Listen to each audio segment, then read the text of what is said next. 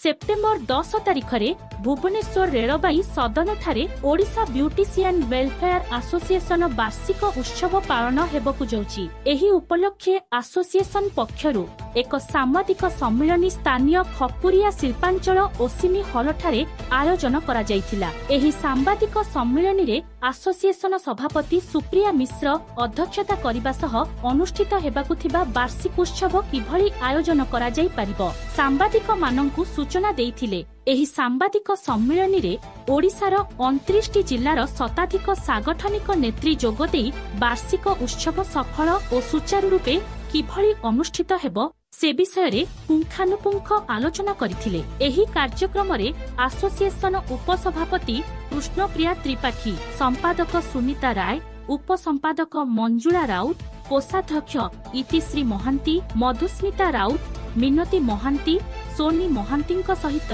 ओडिशार 29 जिल्लार सभ्य माने उपस्थित थिले। कटकरू आकाश कुमार स्वाईंक रिपोर्ट श्रीक्षेत्र न्यूज।